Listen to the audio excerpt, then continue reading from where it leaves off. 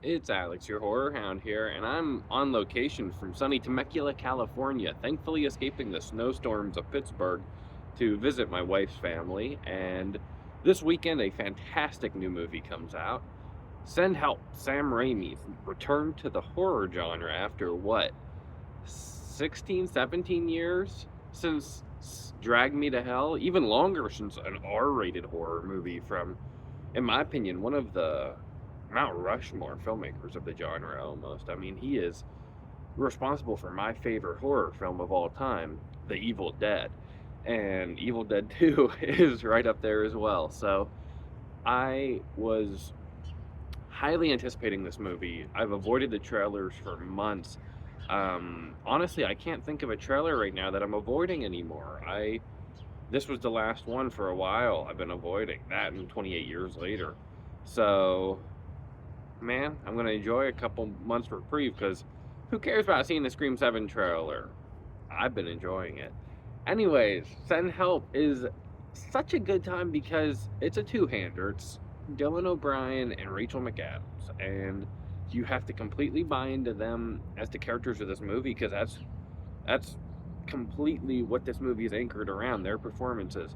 And I'm happy to say that they're fantastic. And Rachel McAdams is one of my favorite actresses of all time. And to see that she has this like working relationship with Sam Raimi now, she did Doctor Strange 2, which obviously he didn't necessarily cast her in because she was in the first Doctor Strange, but I thought she was fun in that movie. And then to bring her back and do this, that really made me happy. And this is a fantastic performance from her to go unhinged like this. And then think about her playing, The Notebook or Mean Girls early on in her career. And think about the range this woman has, Spotlight. It's awesome. She gives everything to this, and Dylan O'Brien is great too. He was really good in Twinless last year as well. A very underrated movie. If you haven't seen that, I recommend that one.